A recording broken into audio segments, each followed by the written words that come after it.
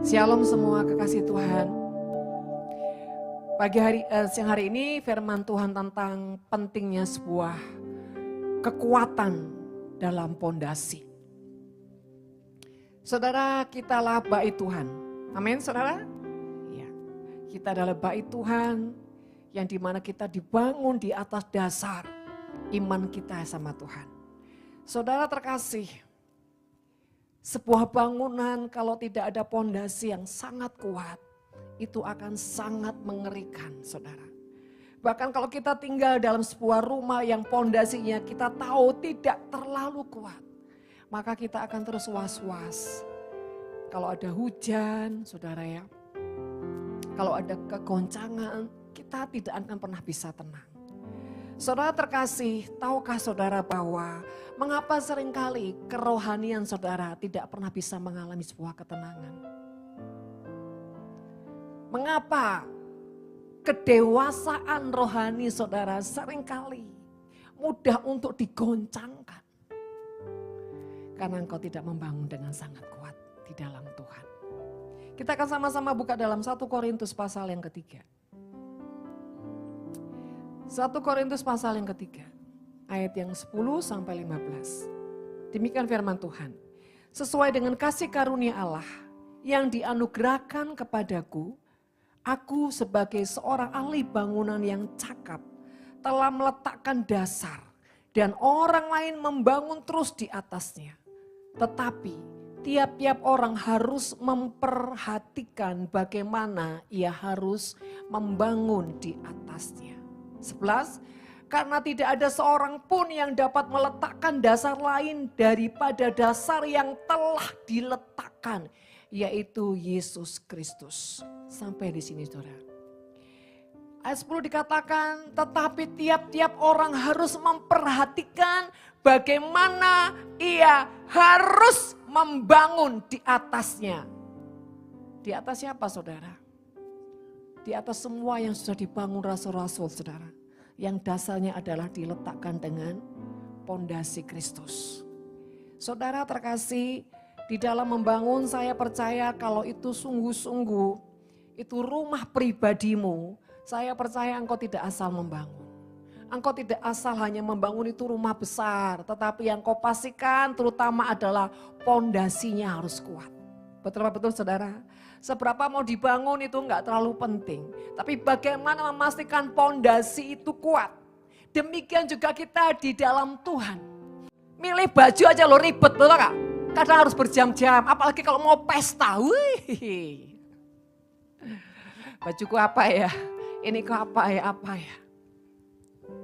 Saudara terkasih, hidup ini harus belajar. Jangan terus gampang diterpa ombak. Belajar bagaimana mengenali ombak-ombak dalam kehidupan kita. Caranya bagaimana saudara? Kenali dirimu, kelemahanmu. Kelemahanmu itu di mana? Sehingga apa? Engkau jadi orang bisa apa? Kendalikan diri. Saudara terkasih, dikatakan engkau harus memperhatikan bagaimana tiap-tiap orang memperhatikan bagaimana ia harus membangun di atasnya. Artinya kita ini saudara kalau baca Alkitab, kenapa pentingnya baca Alkitab? Supaya kita ini terus belajar dari setiap tokoh-tokoh di Alkitab, pahlawan-pahlawan Tuhan, hamba-hamba Tuhan, rasul-rasul Tuhan, nabi-nabi Tuhan. Bagaimana perjalanan hidupnya yang tidak mudah di dalam dia mengiring dan melayani Tuhan. Bukan cuma ngiring saudara, tapi melayani Tuhan. Dengan apa? Memikul kuk yang Tuhan pasang, bukan yang kita pasang. Bagaimana perjalanan mereka yang tidak mudah, tapi mereka ujungnya bisa mengalami kemenangan. Saudara terkasih, kalau orang tidak punya hubungan dengan firman Tuhan, percayalah. Engkau akan mudah sekali, saudara ya, diterpa bukan ombak, angin sepoi-sepoi. Angin sedikit aja sudah kok goncang. Keadaan dunia berubah sedikit aja kau sudah stres. Tapi kalau kau bangun hidupmu di dalam firman Tuhan. Saudara, zaman sekarang orang baca firman, baca Alkitab itu sangat langka. Percayalah. Kalaupun itu ada, Ya paling yang di pulau-pulau, yang di desa-desa saudara. Tapi coba di kota-kota. Kedua, paling-paling orang kalau lagi mau pelayanan. Firman-Nya apa ya? Nah, baru cari Alkitabnya.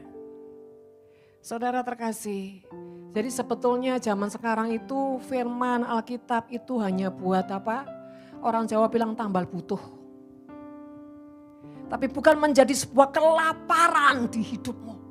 Bukan menjadi suatu keutamaan engkau bergaul dengan firman. Saudara, nanti hari Kamis ada satu curhat cinta yang namanya cerita tentang engkau dan aku. Wow, keren ya saudara ya. Keren gak? Wih, pokoknya saya bikin saudara tambah penasaran. Saya tuh kaget waktu Tuhan bilang, Tuhan ini kan cerita orang. Loh Tuhan bilang, loh di Alkitab ya semua ceritanya orang, masa ceritamu? Oh iya sih. Semua ini cerita tentang orang lain. Tapi orang lain yang sudah mengalami jalan dengan Tuhan. Orang yang lain yang sudah mengalami yang namanya bayar cawan yang punya bobot dengan Tuhan.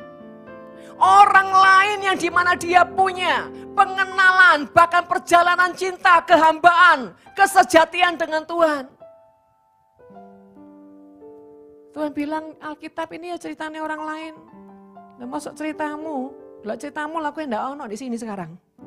Iya Tuhan.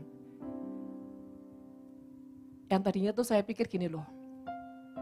Ini namanya copy paste Tuhan. Enggak. Kan Tuhan janjinya surat dari Tuhan. Iya. Lah apalagi kita ini bukan surat dari aku. Lah perjalanan mereka semua itu karena pewahyuanku kok.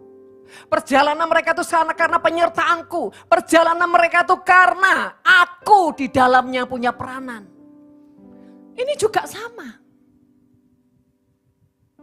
Saudara terkasih, yang kedua Tuhan bilang, ini sebuah benih yang aku taruh di hati setiap mereka. Sehingga satu kali mereka menjadi seperti surat yang mereka terima dari aku. Wow. Saya ngomong aja saya udah glory saudara ya. Tuhan itu terlalu baik. Yuk kembali lagi saudara. Yuk perhatikan bagaimana engkau harus membangun itu artinya tiap hari. Jangan sampai engkau itu tidak punya di mana hidupmu bisa memanage waktumu. Ketika kau bangun tidur, langkah pertama apa saudara? Ketika kau bangun tidur, apa yang menjadi pusat pikiran dan hatimu? Siapa yang menarik engkau? Doa pagi Bu. Oke, doa pagi. Kau lakukan itu hanya karena sebuah rutinitas, kebiasaan. Kalau di Instagram, karena saya cek siapa yang ikut doa pagi atau enggak. Jadi anak-anaknya yang ikut gini, nanti kalau aku enggak ada namaku sini mami bisa ngamuk-ngamuk. Kenapa enggak doa pagi? Nah ini contoh. Karena apa? Begitu stay handphonenya, orangnya tidur, handphonenya yang masuk surga nanti. Sampai ngiler-ngiler saudara. Nah ini, kalau hanya sebatas karena kau takut manusia atau kau cari pencitraan. Wah, ini namanya apa? Pelacur mesbah. Betul apa betul? Iya kok. Semuanya tuh gak tulus. Semuanya bulus. Yang kedua, ketika kau bangun pagi, siapa yang menguasaimu, bahkan siapa yang menuntun kau? Kepada siapa sih engkau minta dipimpin? Kehendakmu atau kehendak Tuhan? Belajar berjalan setiap hari bersama pimpinan Tuhan. Apapun di dalammu ini, mau ngapain pun, berjalan dalam kehendak Tuhan. Itu namanya saudara dibangun. Pondasi bicara sebuah satu sikap keputusan untuk cari Tuhan di pagi hari. Bergaul dengan Tuhan. Dapati message-nya, ikuti jalannya dan bereaksilah yang benar. Saudara terkasih, seperti apa kita setiap hari dalam hidup ini? Jangan sampai rutinitas-rutinitas kita membuat kita hanya selama ini sibuk dengan membuat jubah-jubah kepalsuan. Kau tidak membuat jubah-jubah kehambaan, jubah-jubah hubunganmu dengan Tuhan yang sampai ketika orang lihat hidupmu, orang melihat keindahan Kristus. Karena apa? Di auramu itu ada banget aroma-aroma Kristus. Ada nilai-nilai ilahi, ada nilai-nilai kehambaan, bukan nilai kesetanan. Saudara, setiap hari dalam kau bersikap, dalam kau berpikir, dalam kau berkata, adakah kau jadi orang yang mewarning dirimu sendiri untuk lebih berhati-hati? Itu namanya sedang membangun. Saudara yang terkasih dalam nama Tuhan, ketika sebuah ketaatanmu dan dengar-dengaran telingamu akan Tuhan, disitulah engkau sedang bangun pondasi yang begitu kuat. Makanya tadi nyanyi, melayani, mengasihimu, mengiringmu seumur hidupku. Apa itu seumur hidup, saudara? Artinya gak usah jeda. Setiap hembusan nafasmu, bahkan ketika kau menghirup, ada hati yang punya pengertian melayani. Melayani bukan hanya di gereja. Kemanapun kau pergi, kau harus tahu kau itu hanya pelayan yang harus melayani siapa saja, yang dimana kau berjumpa dengan siapa saja. Melayani tidak dikotak-kotaki, saudara. Sikapmu terhadap siapapun itu melayani. Janjimu kan tetap, ku pegang teguh. Artinya apa? Di mana kau bangun pondasi yang sangat kuat. Kau bangun pilar yang kuat. Apa itu pilar? Doamu. Bukan karena seleramu. Doamu karena kehendak Tuhan. Doamu karena kau mengerti apa yang Tuhan mau dalam hidupmu. Doa-doamu ada sejalan dengan apa? Maunya Tuhan, bukan maumu. Itu pilar yang kuat. Kenapa banyak doa yang tidak terjawab? Karena doanya, karena kemauanmu, kehendakmu, bukan maunya Tuhan.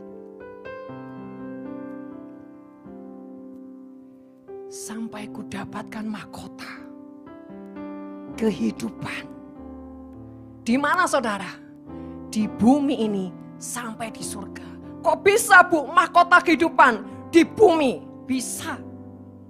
Ketika kehidupanmu selalu memperlihatkan hatinya Tuhan, sikapnya Yesus, teladan-teladan Kristus, bahkan hatimu yang punya bobot takut akan Tuhan, itu dapat dilihat orang tanpa perkataan. Itulah kemuliaan yang menudungi engkau. Bagai tiang awan, tiang api. Bukan nanti di surga, itu beda lagi, saudara. Kemuliaan Tuhan itu adalah kekudusan, hadirat, kabut. Kemuliaan itu tidak murahan. Di mana ada penyertaan Tuhan atas hidupmu, itulah kemuliaan. Sebab itu, saudara terkasih, perhatikan caramu membangun. Manusia dagingmu setiap hari disembelih, diletakkan, dibakar habis. Setiap hari manusia kedaginganmu harus dan harus. Itu namanya kau membangun. Bu, apakah bisa seperti itu? Keputusan. Hidup ini keputusan, saudara. Terlepas perjalanan mungkin dari nol, dari yang gak ngerti apa-apa, perjalanan dari bayi sampai kau bertumbuh, sampai kau remaja, sampai kau dewasa. Terlepas ada jatuh bangun, tetapi kau sadar. Kejatuhan-kejatuhan yang Tuhan izinkan ada sebuah pembelajaran untuk apa? Menjadi lebih kuat. Kejatuhan jangan dijadikan sebuah trauma yang buat engkau ujungnya gak mau lagi bangkit. semua manusia pasti mengalami kejatuhan. Bahkan Nabi Eli yang dipakai begitu dahsyat, jatuh juga ujungnya saudara. Dengan apa? Intimidasi Isabel. Saudara yang terkasih, artinya jangan pernah beralasan dengan apapun. Jangan suka berdalih dengan kelemahan demi kelemahanmu. Dan jangan menikmati kelemahanmu. Sehingga kau selalu beralasan untuk berargumentasi untuk apa? Membenarkan dirimu. Saya paling gak suka kalau ada orang-orang yang selalu pembenaran diri. Karena Tuhan juga didik saya seperti itu. Jangan suka ada pembenaran diri. Kalau kau merasa lawan itu di hatimu. Untuk tidak apa? Untuk tidak dia menjadi roh yang menyebalkan hati Tuhan. Ayat 11. Karena tidak ada seorang pun yang dapat meletakkan dasar lain daripada dasar yang telah diletakkan. Sudah diletakkan, yaitu Yesus yang meletakkan. Pada saat kapan Yesus meletakkan? Pada saat hatimu menjadi percaya pada Tuhan. Disitulah dasar itu Tuhan sudah letakkan. Apa itu dasar? Roh Kudus. Kebenaran. Tinggal kebenaran ini, ya, kau gali lagi. Kebenaran ini seperti benih, kau biarkan tumbuh dalam hidupmu, dalam jiwamu, dalam rohmu, atau sekedar kau taruh saja di manusia jiwamu. Kau tidak pernah menghidupkan manusia roh. Saudara, mari hari-hari ini saya mau menyadarkan setiap kita semua. Kembali lagi sini loh. Yuk. Kembali ke Alkitab. Karena ketika kau buka Alkitabmu, kau terus akan dibawa kepada hal-hal yang ilahi. Kau punya perjanjian-perjanjian yang diperbaharui. Kau mengerti yang namanya suratan ilahi itu seperti apa. Yang ujungnya, suratan itu akan membuat hidupmu menyatu denganmu. Saudara, kalau orang sekali lagi tidak ada hubungan dengan Tuhan, itu seperti orang yang telanjang hidupnya. Di mana kau tidak pernah membangun manusia rohmu di dalam Tuhan. Itu seperti orang telanjang dan iblis akan mudah sekali menghajar kamu habis-habisan. Bisa saudara, kita nggak punya hubungan dengan Tuhan, nggak hubungan dengan firman Tuhan. Gimana kita mau dengar suara Tuhan? Gimana kita ngerti hatinya, ngerti kehendaknya? Omong kosong, nggak mungkin. Nggak mungkin. Hanya orang-orang yang bergaul dengan firman, dia akan mengerti, menangkap isi hati Tuhan. Jadi jangan saudara cuma puas kau melayani Tuhan, tapi hatimu dan rohmu kosong. Kau nggak akan bisa tahan uji saudara. Dan hidupmu, ya sehebat apapun kau melayani Tuhan, Tuhan tidak pernah perhitungan itu. Percayalah. Karena yang Tuhan mau bukan sibuknya kau melakukan pekerjaannya. Yang Tuhan mau kau bergaul, kenali dia, alami dia, itu yang Tuhan mau. Supaya dia menyatu di dalammu, kau menyatu di dalam dia, maka hidupmu tidak akan sama lagi. Jangan jadi bulan-bulanan, jangan jadi tahun-tahunan iblis. Saudara, mari hari-hari ini minta Tuhan singkapkan kebenaran yang terus menerobos di hatimu. Dan jangan pernah berhenti untuk kejar Tuhan, untuk mematikan kedaginganmu. Bahkan menghancurkan semua zona nyamanmu. Karena hidup ini kalau tidak dibarter dengan yang ilahi, kau nggak akan dapat, saudara. Mari Bapak Ibu Saudara terkasih, kembali lagi. Selama ini kita membangun manusia roh kita dengan seperti apa? Ketaatan kita dengan Tuhan seperti apa? Dan bahkan kau harus tahu, Saatnya Tuhan tuh berkenan atau tidak, kau ngerti. Apa yang dia suka, dia nggak suka, kau tahu. Dan ketika kau tahu, jangan pura-pura nggak tahu. Artinya gini loh, sudah tahu Tuhan nggak suka dengan pola hidupmu yang seperti ini. Sudah tahu Tuhan nggak suka dengan pola pelayananmu seperti ini. Tapi kau kenggong jadi orang. Kau nggak mau tahu, emangnya gue pikir ini. Yang penting gue pelayanan, yang penting gue ibadah, selesai. Buat apa semua itu? Gayamu melayani, gayamu ibadah harus menjadi seleranya. Sama saudara, pada saat kita sedang beribadah, pada saat kita sedang melayani, itu seperti kita sedang menyajikan sesuatu di hadapan Tuhan. Ketika yang kau sajikan Tuhan gak selera, bahkan Tuhan gak suka. Saudara, di keluarga kami itu dari kecil,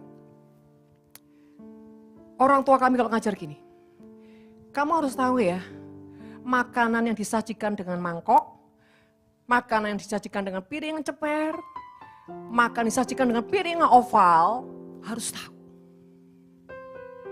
Jangan yang kuah, kamu sajikan dengan piring yang oval. Satu kali saudara, ini contoh aja. Bapak saya tuh marah hanya karena ibu saya tuh menyajikan makanan, entah saya lupa atau capcay atau apa, ada kuah. Dia taruh itu di piring. Tahu nggak saudara yang dia dilakukan? Diambil di meja, dibuang di tangga, biar makan itu. Saya entah gimana tiba-tiba beberapa hari itu ingat peristiwa itu. Loh kalau kita pikir, loh itu kan sepele. Sorry, sama. Ketika orang punya kebiasaan, ya kebiasaan. Misalkan ada orang tua duduk di atas. Terus saudara lewat, saudara biasa aja. Saudara tidak permisi. Ah, terlalu kuno. Justru yang kuno itu bobot. Zaman dulu saudara, kalau habis makan gelekan, itu enggak sopan. Zaman sekarang, gelegean terus saudara, becaan. Etika. Kenapa? Dengan etika itu akan menunjukkan siapa kamu. Dari lingkungan mana kamu. Terdidik atau tidak. Kamu ini orang terdidik atau liar. Tapi kalau kita membiasakan dia punya lifestyle kerajaan surga, kita ini enggak mungkin uraan saudara. Tahu etika. Tahu attitude, dan itu buat kita nomor 1. Saya sering dulu ngomong sama anak-anak saya. Kita nggak kaya nggak apa-apa. Tapi kita harus punya yang namanya kekayaan. Sopan santun, etika, tahu diri. Maka kemanapun kamu dilempar, kamu akan dicari orang. Tapi sekalipun kamu orang kaya, orang pintar. Tapi kalau etik kamu nggak ada, cara ngomongmu kampungan, cara bergaulmu murahan, sorry, nggak level. Jadi orang nggak level itu bukan karena kaya dan miskin saudara. Bobot nilai dalam hidupmu itu loh. Saudara terkasih, pada saat saya tahu kenapa ibu saya bilang gini, iya tadi tak kasih di piring, harusnya kan di mangkok. Saya bilang gini, sepenting itukah? Waktu dulu saya nggak ngerti, sepenting itukah? Sampai harus emosi. Ternyata berjalan waktu saya sama Tuhan, penting nak. Tentang bagaimana meletakkan sesuatu dengan tepat itu penting sekali. Sama saudara. Kalau tadi misalnya, serinya, Waymaker terus gini, udah itu bagus banget. Itu tinggal digol, pelan terus tepuk tangan, selesai Tuhan senang. Ditambahi lagi yang lain, Tuhan bilang, nanti aja deh aku kembali lagi. Ketika sesuatu tidak tepat, ini contoh. Wah tadi saya nyanyi, waktu nyanyinya sekali itu wah garang banget, saya bilang, lihat Tuhan keren anakmu ini, keren. Tuhan tuh senang ketawa-ketawa. Ditambahi buntut, aduh. Gak apa-apa, Sally belajar lagi ya. Itu contoh, saudara. Tapi buat yang gak ngerti, melok nyanyi, terus. Belajar mengerti sebuah sajian yang tepat, yang Tuhan nikmati. Tapi Sally udah jauh lebih bagus. Powernya keluar. Hanya dia mau belajar aja. Kapan ini waktunya masuk? Kapan waktunya begini? Ini kira-kira Tuhan selera enggak kalau aku tambahin seperti ini? Saya tahu dia tadi lagi kewalahan endingnya gitu. Tapi Tuhan bilang biar dia belajar. Itu seperti sajian makanan, saudara. Tuhan kan nikmati itu, ya kan? Nikmati banget, wah dia makan. Artinya dia menikmati dengan lapas, yes. Tiba-tiba imannya dia bangkit. Saudara ngerti gak? Kalau sebuah perkenanan tiba, semua tiba-tiba meradiasi. Di semua kena gak? Ngalamin gak? Mantep kan? Itu kalau Tuhan sangat menikmati. Tiba-tiba orang pelonggak-pelonggok aja tiba-tiba. Seenggaknya dia ngerasain sesuatu. Nah, saudara terkasih dalam nama Tuhan. Kembali lagi, perhatikan. Yang kedua, kita sadar bahwa kita harus membangun semua yang dasarnya sudah diletakkan Kristus, yaitu apa? Teladannya, firman dan teladannya. Kiblat kita adalah Kristus, bukan manusia. Makanya kenapa orang banyak kecewa sama manusia? Kenapa figurnya manusia menjadi apa? Berhala. Makanya saya gak suka kalau ada orang-orang memberhalakan hamba Tuhan. Tidak boleh. Kasihan hamba Tuhannya, saudara, nanti masuk jurang. Karena apa? Dia buta, gak bisa ngelihat. Demikian juga orang yang memberhalakan. Ikut ke dalamnya, saudara. Sebab itu saudara kasih, apapun perjalanan hidupmu, selalu kau lihat adalah Tuhan. Coba saudara baca di Perjanjian Baru. Lihat setiap Tuhan menghadapi Farisi, menghadapi orang pendosa, bahkan menghadapi si pelacur. Bagaimana dia bereaksi, saudara. Kapan Tuhan boleh marah, kapan Tuhan tidak marah, dan seberapa kemarahan Tuhan. Saudara belajar, makanya baca Alkitab. Saya benar-benar dalam 2 bulan ini fokus di situ. Teladan Kristus. Saya benar-benar merenungkan. Tuhan saya pengen. Ini berapa hari ini, 2 hari ini Tuhan ngajarin saya gini. Jangan bawa kemarahan di mimbar. Jangan bawa curhatan di mimbar. Itu daging, nak. Tidak boleh. Tapi berapa banyak hamba Tuhan menyampaikan firman Tuhan dengan membawa curhatannya. Bahkan apa? Motivasinya. Tidak benar-benar murni. Tidak benar-benar murni firman Tuhan. Di balik firman yang disampaikan ada curhatan. Ini sudah tidak kudus, saudara. Tuhan mengajarkan kepada saya, jangan bawa kemarahan di mimbar. Yang boleh marah adalah kemarahan Kristus. Kemarahan Kristus apa sih, saudara? Begitu dia lepaskan, bang, seperti pedang mungkin, sakit. Tapi setelah kau lepaskan itu, kau merasa nggak ada apa-apa. Kau merasa nggak ada gejolak. Kau fine-fine aja, karena yang marah bukan dagingmu, yang marah itu Tuhan. Memperingatkan, mendidik, menegur, saudara. Setelah kau lepaskan itu, hitungan detik itu kau selesai, kau tidak akan merasa marah. Tapi kalau kemarahan itu daging, itu nggak akan selesai, saudara. Percayalah, 5-10 menit terus nggak akan selesai. Karena apa? Auranya masih terasa. Saudara, saya mau ngomong gini loh. Ini sebuah kesamaran di roh. Banyak orang itu nggak ngerti, ya Pak ya saudara? Gimana kalau kita sama sekali nggak pernah baca Alkitab, butanya kita gimana saudara? Kekosongan kita seperti apa? Sehingga banyak penyesat-penyesat yang membisikkan di jiwa, di roh kita. Seringkali itu bukan Tuhan dan kita nggak tahu. Dan kita nggak ngerti. Makanya banyak orang itu ya kelihatannya rendah hati tapi sombongnya ngeri. Tinggi hatinya tuh tebal tapi dia bisa membungkus dengan sangat rapi. Orang tidak tahu dia bebal, orang tidak tahu dia sombong, orang tidak tahu dia angkuh. Tapi dari rohnya, dari hawanya, kalau orang sudah bergaul dengan Tuhan, dia akan ngerti. Orang akan ngerti.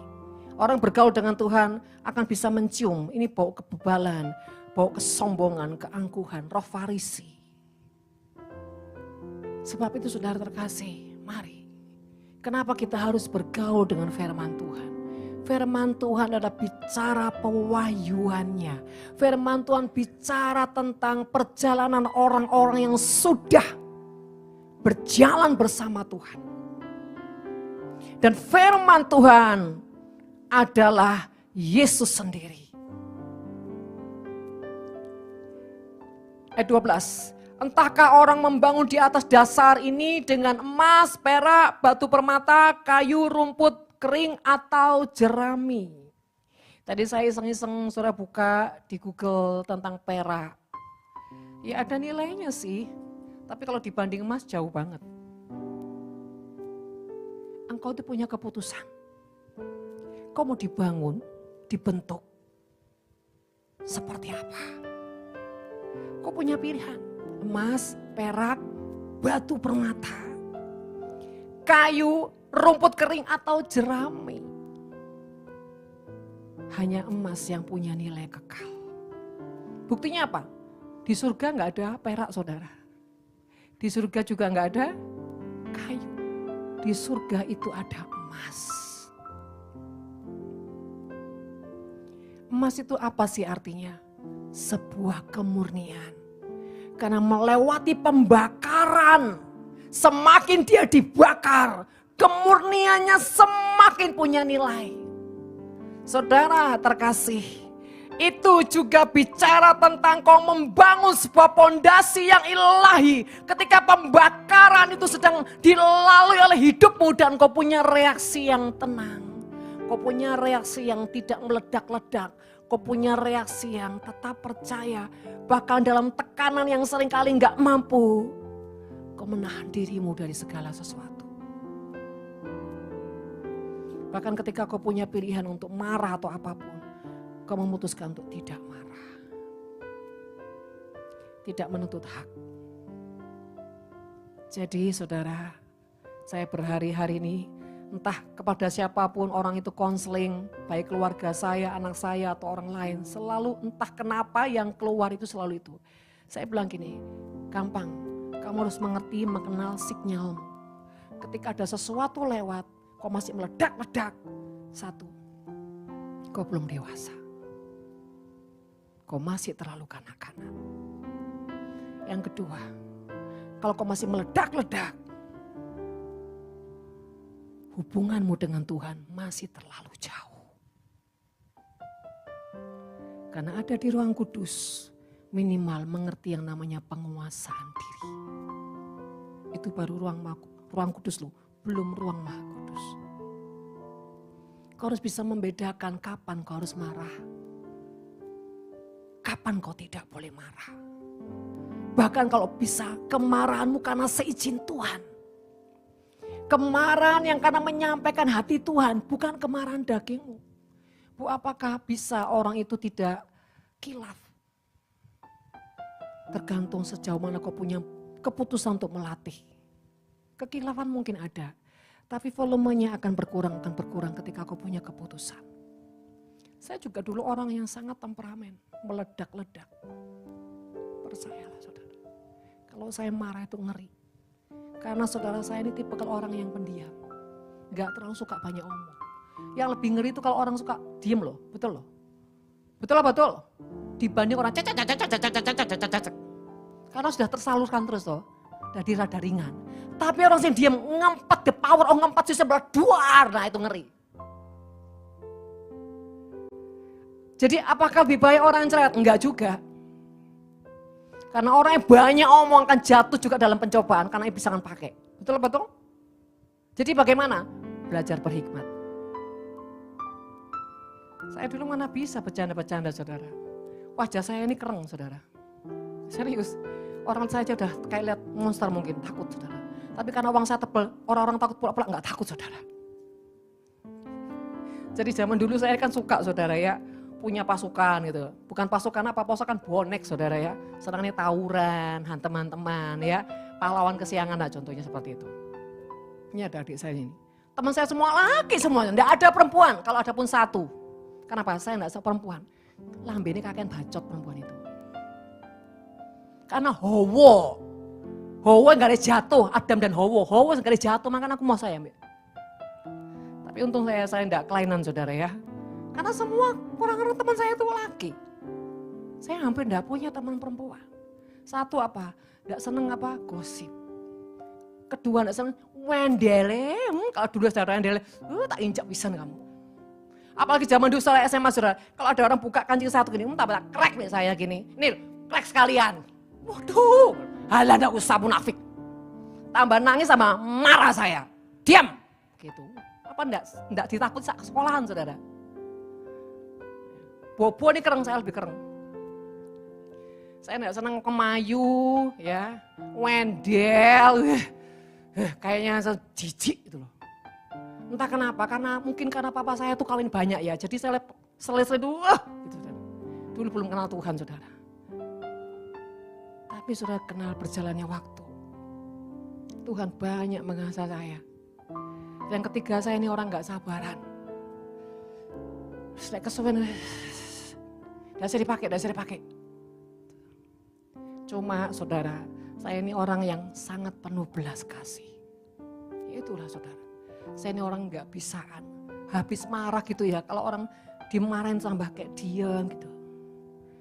Hati saya udah kasihan ini. Habis marah, saya bilang sama yang bendara, kasih dia uangnya banyak. Makanya kadang orang sengaja mau dimarahin saudara. Oh kalau sengaja matain jam ya saudara. Jadi artinya saya tuh nggak seneng hal-hal yang nggak benar, nggak jujur, hal-hal yang something, yang manipulasi. Saya paling nggak tahan. Bukan saya jadi orang kejujuran, tapi entahlah nggak ngerti, saya nggak ngerti saudara, saya nggak ngerti. Saya paling nggak tahan yang seperti itu. Bermanipulasi, nggak tahu saya itu dari SMP ya saudara. Kalau orang itu waduh licik, segala-galanya kayak maling pasti maling. Entah itu dia pembohong, entah itu apa, pokoknya ini maling ini. Golongan maling ini. Hajar dia. Kalau enggak hajar, saya marah sama orang-orang saya. Hajar, kalau enggak hajar, kamu minta hajar. Iya Bu, yuk. Tapi saya bersyukur Tuhan itu, masuk dalam kehidupan saya. Coba enggak, kenapa? Setiap hari saya tuh lihat pandangan orang tua saya itu siksak istri, siksak. Jadi kayak gimana ya? Itu terus setiap hari yang saya lihat menu-menu itu. Dan ibu saya tuh satu-satunya istri yang tidak pernah bantah suaminya. Dia satu-satunya istri yang kerja, satu-satunya istri yang ngurusin suaminya, pulang kerja dia harus ganti baju, cuci tangan semua, masuk ke kamar istri suaminya, pijetin suaminya sampai 1-2 jam. Setelah itu dia mandi baru istirahat. Nanti malam lagi dipanggil lagi. Yang lain-lain tuh masih enak saudara. Itu yang buat saya itu jadi, benar-benar laki ini harus dihancurin besok ya. Oh jangan ada yang hidup laki-laki ini ya. Sehingga kenapa saya punya semua laki-laki. Kenapa? Tempat siksaan saya. Kalau macam-macam. Tapi kalau dia orang baik, mengabdi, waduh. Semua punya saya, punya dia. Nah saudara. Jadi saya itu kayak, di sini saya pembelajaran gini. Bukankah Tuhan itu, bedanya Tuhan tidak kejam saudara. Kalau hatinya tuh disenangkan, dia akan tanya, kamu mau apa? Kamu mau apa? Saya ya jujur saudara, kalau mau dengerin sodoran Tuhan, kamu mau apa? Selalu saya bilang gini, Tuhan kau tahu yang terbaik untuk saya. Saya enggak haji mumpung saudara. Saya enggak pernah sama Tuhan itu haji mumpung. Bahkan dikasih duit miliaran aja loh, enggak pernah saya, enggak. Saya tanya lagi ini untuk apa Tuhan? Apapun yang Tuhan sodorkan, selalu saya tanya, Tuhan ini untuk apa? Ketika Tuhan memberikan, saya bilang, Tuhan, Kau tahu yang terbaik, Kau tahu waktu yang tepat. Jadi saya membiasakan diri itu untuk punya hati yang tahu diri sama Tuhan. Tahu diri. Bahkan saya bilang beribu kali, kalau memang belum waktunya, tahan Tuhan. Bahkan kalau sudah waktunya, jamin sampai akhir. Kalau enggak usah. Kadang malaikat bilang, "Sin Tuhan, kok kowe apa sono?" Kenapa saya takut, saudara? Kalau Tuhan tidak menjamin semua sampai di bawah saya, sampai turunan demi turunan, Nafir 5 waduh. Walaupun nantinya saya enggak lihat, saya enggak tahu. Tapi saya bilang sama Tuhan, bersumpahlah Tuhan. Saya bilang sama Tuhan, mungkin saya ini satu orang yang paling gila di hadapan-Mu. Karena segala sesuatu bilang bersumpahlah, bersumpahlah. Saudara, bedanya apa sih kalau Tuhan itu berjanji dan bersumpah? Kalau dia janji, ya ada 3 saudara. Ketika dia janji dan kita sepakat sama dia, deal-lah. Artinya ada bagian kita. Tapi kalau dia yang mau menjanjikan kita sesuatu seperti Yosua. Yosua itu dijanjikan kau pasti bisa masuk tanah Kanaan. Di dalam setiap kelemahan demi kelemahan, dia akan terus bawa, derek Joshua untuk bisa masuk ke tanah Kanaan.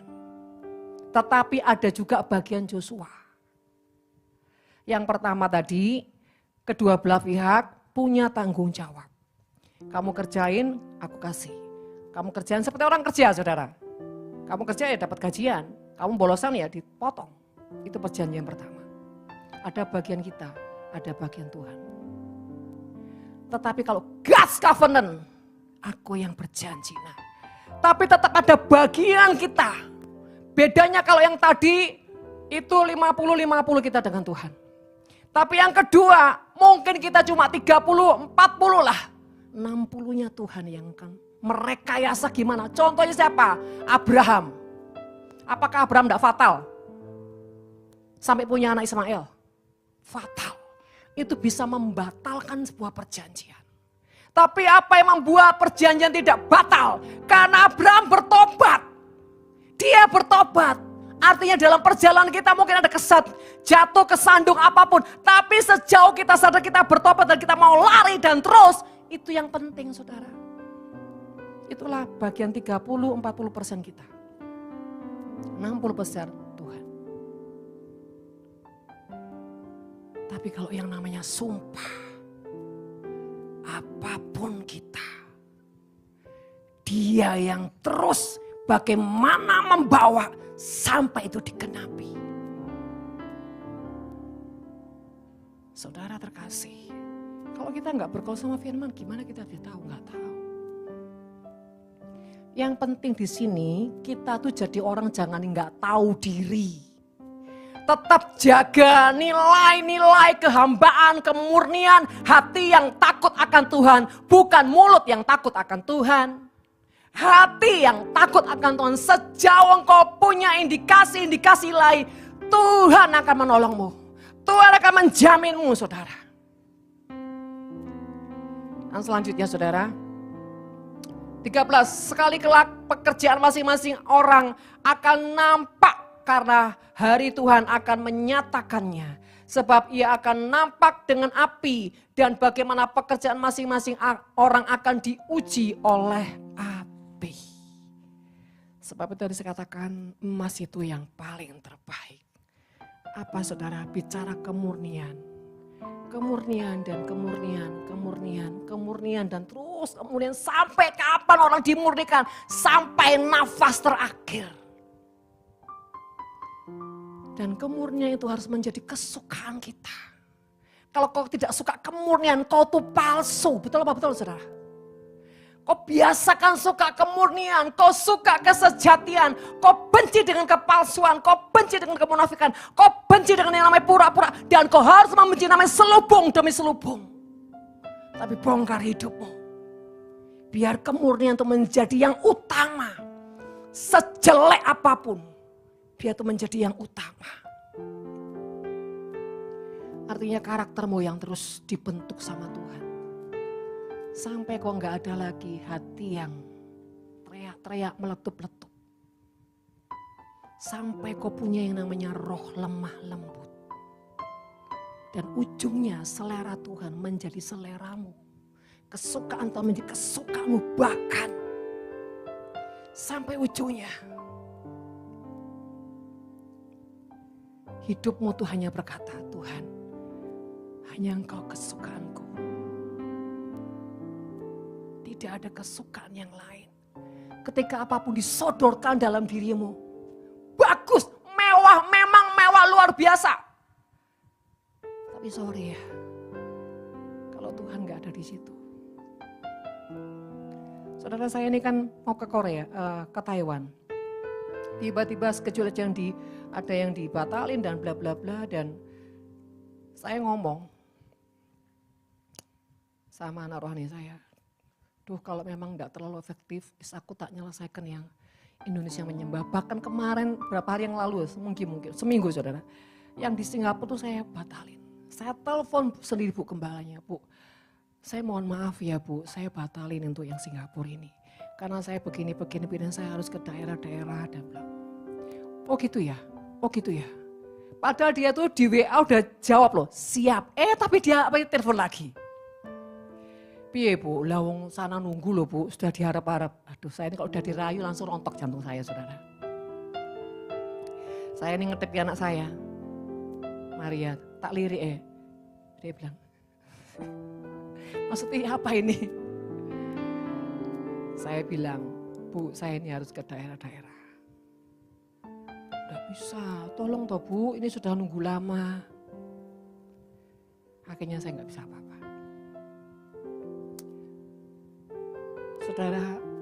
Saudara boleh nggak percaya apa yang saya ngomong. Mau bawa saya ke istana kayak apapun, mau bawa saya mungkin ke luar negeri kayak apapun.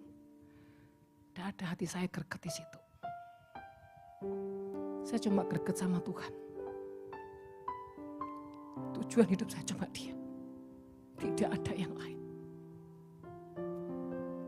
Pakai di pujian tadi.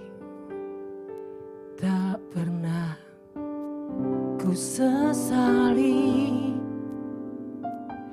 mengiring Yesus sepanjang hidupku, lewati lembah air mata, ku saksikan kemuliaan-Mu dinyatakan.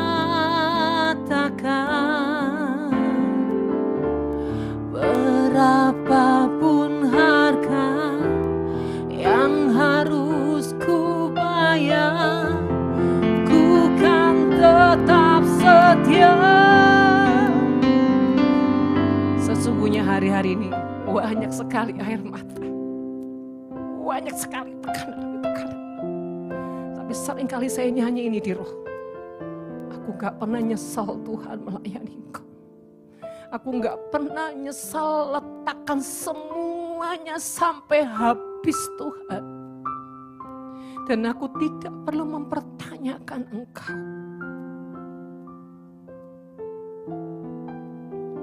Saya bukan sedang lagi galau. Tapi cerita hidup, berjalan bersama Tuhan itu tidak mudah. Di mana ada visi Indonesia menyembah, di mana ada visi rumah Tuhan. Seperti ini hari Kamis. Kalau masuk di sini enggak cukup. Sudah berapa Maria yang daftar? Hampir 250. Mau enggak mau cari tempat. Ketika butuh seperti itu ingat lagi Tuhan. Rumah Tuhan. Saudara, ada banyak hal. Tapi bagaimana yang di jiwa ini gak usah ngerang, gak usah ngerengek-ngerengek. Semakin ada tekanan demi tekanan, saya nyanyi, melayani, mengasihimu, mengiringmu seumur hidupku. Janjimu kan tetap ku pegang teguh sampai ku dapat mahkota kehidupan.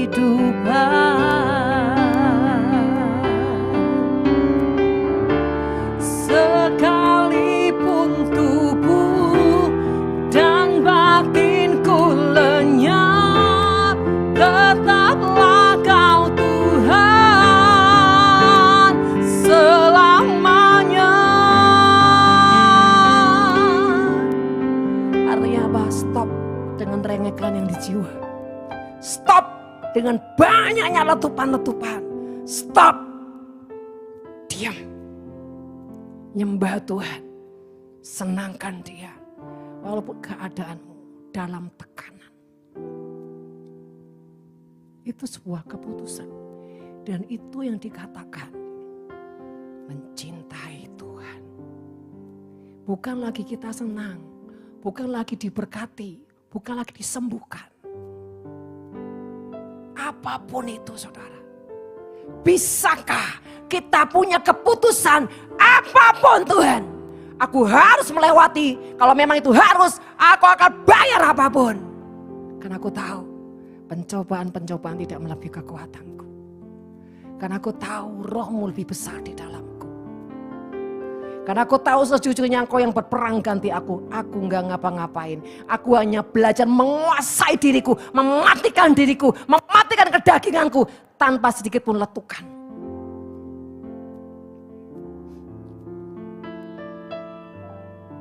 Saudara terkasih, hari-hari ini kami lagi mengerjakan ABM. Dan salah satu anak rohani saya bilang, Mimi, kenapa sih ABM lagi? Emang ada apa dengan ABM?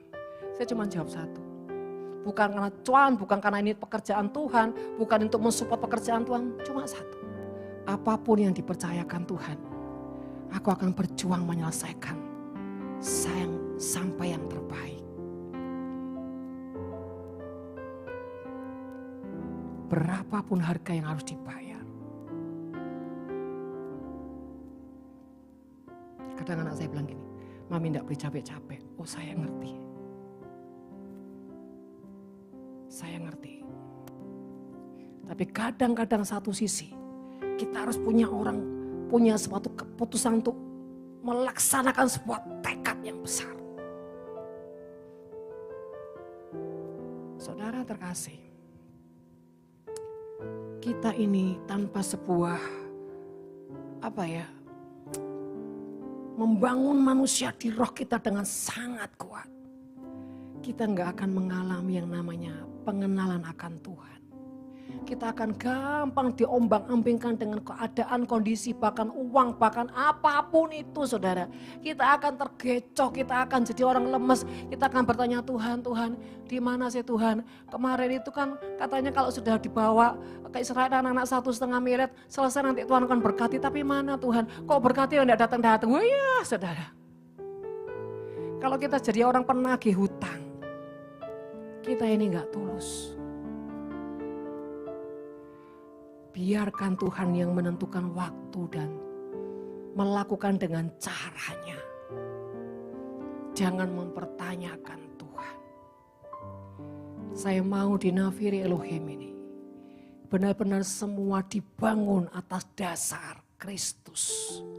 Semua yang ilahi, semua yang murni, karakter-karakter yang indah, yang berkenan di hadapan Tuhan. Sehingga satu kali kelak ketika Tuhan sudah memperindah manusia batin rohmu, bahkan Tuhan sudah mempercantik kehidupanmu, dan Tuhan angkat engkau. Ketika engkau menyatakan kemuliaan Tuhan, dunia akan silau dengan hidupmu. Karena apa? Dia akan lihat keindahan Tuhan. Tapi dunia tidak bisa menjamah engkau. Karena apa? Engkau akan dilingkupi dengan kemuliaan Tuhan. Dan Dan dunia tidak bisa menjamah hidupmu, apalagi membeli hidupmu. Jangan izinkan hidupmu dibeli oleh dunia. Bahkan jangan izinkan dijamah oleh dunia. Ingat, nilai hidupmu adalah yang ilahi. Saya enggak pernah mikir jadi orang, waduh harus turun lagi ke bawah Tuhan, masak-masak lagi. Karena aku sudah di atas, sudah punya kursi kemegahan. No. Saudara, intinya kemanapun Tuhan bawa hidupmu, belajarlah menyodorkan yang ilahi, menyodorkan yang murni. Jangan berkoar-koar di jiwamu, jangan mempertanyakan Tuhan. Karena hidup ini hanya satu kali. Hidup ini hanya untuk melayani hatinya Tuhan, bukan melayani pekerjaannya Tuhan. Kalau kau melayani hatinya Tuhan, kau melayani pekerjaan Tuhan. Tapi kalau kau melayani pekerjaan Tuhan, kau belum tentu melayani hatinya Tuhan. Sebab itu saudara terkasih, mari bangun pondasi manusia rohmu. Bangun terus apapun yang Tuhan izinkan, Tuhan sodorkan. Belajar punya reaksi yang dewasa. Belajar punya keputusan untuk tenang. Tenang, percaya, bersyukur. Bahkan kalau banyak tekanan demi tekanan, mengertilah. Ada season yang ilahi yang kau tidak bisa tangkap kalau kau tidak punya penguasaan diri. Kau tidak bisa menguasai dirimu, kau tidak mengerti ada season yang luar biasa. Tuhan akan bawa hidupmu ke atas. Tiap hari bilang, Tuhan, kuduskan panca inderaku seluruhnya, seutuhnya. Supaya aku punya pikiran Kristus. Supaya aku punya cara pandangmu. Telinga mendengar, dengar akan suaramu. Bahkan hidung yang punya kepekaan, ketajaman. Membedakan setiap roh supaya aku tidak tersesat. Dan buat aku punya penguasaan diri di hatiku. Sehingga apapun yang keluar dari mulutku, itu yang menyenangkan hatimu. Proses gak apa-apa saudara. Yang penting jangan belajar untuk terus berproses dengan Tuhan. Ya, sekali lagi Bapak Ibu kekasih, ketika engkau punya kekuatan membangun pondasimu di roh, maka bangunan kemuliaan Tuhan akan terus membawa hidupmu. Bahkan engkau dibawa kepada menari di atas gelombang ilahi, sampai lewat hidupmu manusia akan melihat Yesus dimuliakan lewat hidupmu. Tidak peduli apapun latar belakangmu, tidak peduli apapun kelemahanmu, bahkan kebobrokanmu. Yang penting ketika kau punya keputusan untuk bertobat dan terus berjuang untuk terus mau dibentuk, dimurnikan Tuhan. Ada saat dan waktu yang tidak pernah kau pikirkan, Tuhan seperti membalik telapak tangannya atas hidup saudara dan saya. Sebab itu saudara, hari ini, tiap hari perhatikan cara kau membangun manusia rohmu. Setiap hari bagaimana kau memanage waktumu. Dan bagaimana kau punya sikap hati yang tidak meledak-ledak. Belajar penguasaan diri, belajar bersyukur, bahkan punyailah kehambaan. Seorang hamba itu apa sih saudara? Seorang hamba yang berkenan itu selalu ingin melakukan kebaikan. Bukan jadi patung. Saya paling gak suka lihat orang-orang yang pasif, yang cuman begini doang. Wah, saya gak pernah selera sama orang kayak gituan. Saya suka orang yang selalu mengejar. Yuk apalagi? Kita bikin apa lagi? Untuk Tuhan ya apa? Wah. Tapi kalau orang cuma melakukan sebatas kau punya tanggung jawab, sebatas kau punya tugas dan kau tutup mata untuk semuanya. Sorry ya, kau hamba yang tidak berguna. Tidak berguna. Karena kau hanya sebatas melakukan apa yang kau tahu, apa yang kau mau, bakalan menjadi tugas-tugasmu saja. Tidak ada nilai yang lebih daripada itu. Bahkan ketika Tuhan menyodorkan sesuatu yang lebih, kau marah, kau meledak. Bahkan maaf ya, sikapmu itu seperti apa? Bek sama Tuhan. Ngapain sih Tuhan? Berapa banyak orang suka menampar Tuhan tanpa sadar. Ketika reaksimu meledak dengan kemarahan. Kenapa? Kau mendapatkan sesuatu yang kau gak suka, tapi Tuhan suruh kau lakukan. Makanya hidup ini saudara harus fleksibel dengan apa yang Tuhan suka. Makanya belajar kejar apa yang dia suka. Jadi ketika sesuatu disodorkan kita gak akan teriak-teriak. Kita udah terbiasa dengan apa yang dia suka. Saudara, kalau saya mau ngomong jujur ya, orang saya ini orang gila. Bahkan kadang di bawah minus. Terlalu, tapi tetap ada aja orang yang dimana saya harus lakukan sesuatu untuk orang ini. Kenapa? Saya punya pemikiran gila. Hidupku ini unlimited, tanpa batas. Karena apa? Yang di dalamku ini yang buat tanpa batas. Itu yang buat aku nggak berhenti. Kalau kau percaya hidupmu ada unlimited, kau nggak akan membatasi apapun dalam hidupmu. Bukan cuma rupiah, waktumu, doamu, air matamu untuk jiwa-jiwa. Bahkan bila perlu, Tuhan, kalau kau berikan ini lebih, aku akan begini Tuhan. Kau mengerti apa yang dia suka. Kau selalu belajar mengenal selera-seleranya. Maka sebab itu, kalau kau punya gaya hidup seperti itu, bukan engkau yang mendatangi Tuhan. Tuhan yang selalu datang memelukmu di dalam hatinya. Bahkan dia terus mengerami engkau di dalam lubuk hati yang paling dalam dan berkata, aku mencintaimu. Mari saudara bangkit berdiri.